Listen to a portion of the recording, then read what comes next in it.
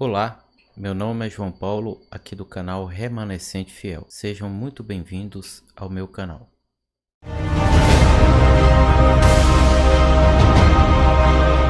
Hoje vamos falar sobre a lição de número 5 do terceiro trimestre de 2023, a desconstrução da masculinidade bíblica.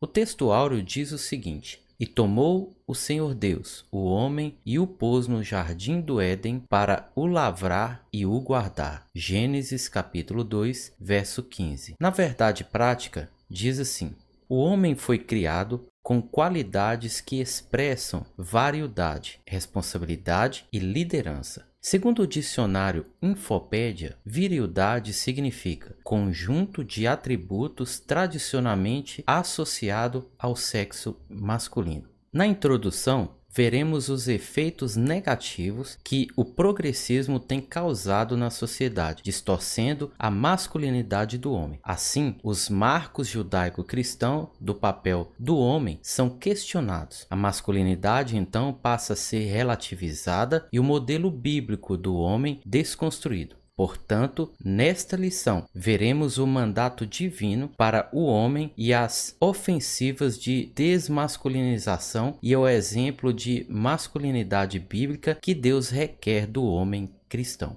No tópico 1, falaremos sobre a masculinidade bíblica. Em Gênesis capítulo 1, verso 27, vemos que Deus criou o ser humano com a distinção de macho e fêmea, isto é, homem e mulher. Diferente dos demais animais que foram criados segundo a sua espécie, o homem foi criado segundo a imagem e semelhança de Deus, conforme Gênesis capítulo 1, verso 26. Quando Deus cria o homem e o introduz ao jardim, Deus lhe confere duas tarefas principais: lavrar e guardar. Ou seja, a função do homem é, portanto, proteger e prover. Sendo assim, o homem tem o papel de ser provedor de recursos do lar e proteger sua esposa e família. Veja mais uma vez o texto áureo.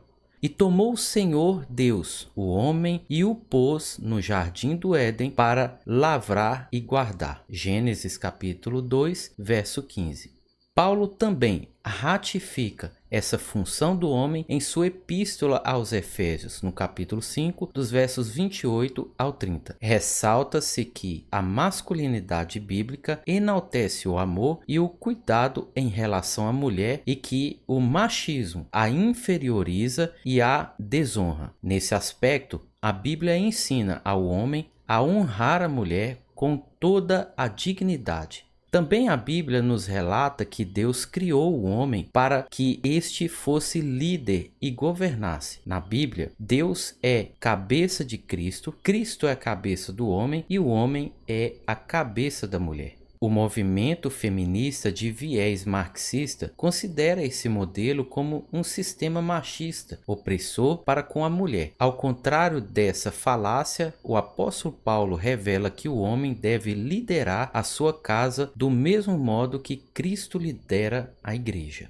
Uma vez que Cristo se entregou pelo bem-estar da igreja, a liderança masculina requer a prática de algum tipo de sacrifício pela mulher. Nesse sentido, no exercício da liderança, o homem deve evidenciar virtudes tais como fortaleza, sabedoria, coragem, amor e respeito. No tópico 2, a erosão da masculinidade.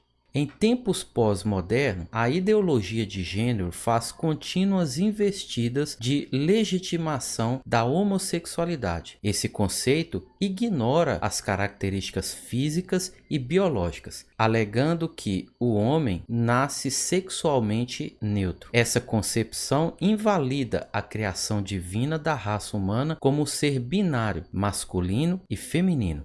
Ensina que a identidade de gênero e a orientação sexual independem da anatomia do corpo. Assim, não aceita que os órgãos de sistemas reprodutor humano sirvam de parâmetro para a sexualidade. Como consequência, a sexualidade antinatural é incentivada. Disso discorre uma crise do comportamento masculino no tempo presente. A identidade masculina, que deveria ser associada à virtude, à capacidade de prover e proteger a família, é substituída por indivíduos de duplo ânimo, vacilantes e inconsequentes. Uma parcela é incapaz de sustentar sua própria casa, não pelo desemprego, mas pela aversão ao trabalho. Os efeitos desse comportamento resultam em inúmeros casos de desajustes familiar e divórcio. No período do profeta Ezequiel, Jerusalém estava imersa na corrupção, fraudes, mentiras, opressão, extorsão, imoralidade, injustiça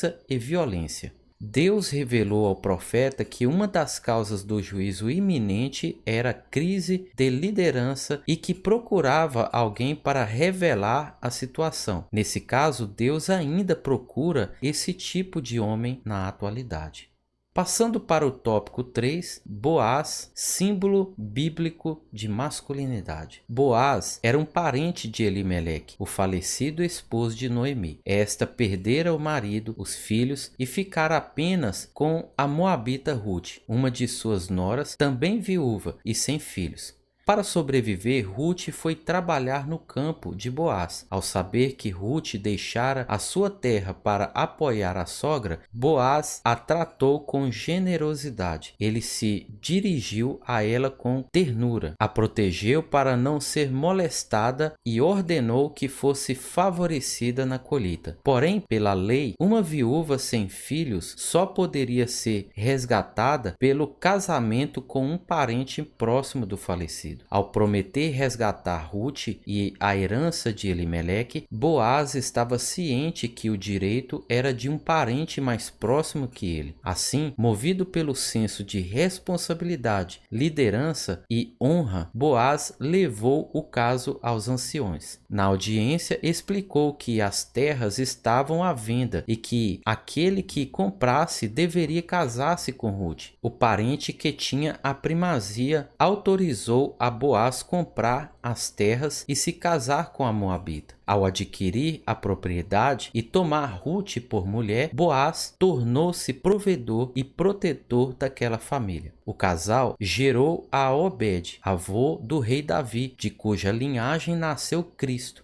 Boaz é símbolo de masculinidade, enquanto marido, pai e líder exemplar. Para finalizar, Deus criou o homem distinguido em dois gêneros, macho e fêmea. Este é o princípio criado por Deus, e a desmasculinização traz consequências devastadoras, além de ofender a Deus, pois o homem foi criado conforme a sua imagem e semelhança. A masculinidade bíblica exige autocontrole, sacrifício e firmeza de caráter no encargo de suas tarefas. Nesse aspecto, a sociedade, a família e a igreja esperam por um homem que honrem a sua masculinidade e exerçam o papel que Deus os vocacionou a desempenharem.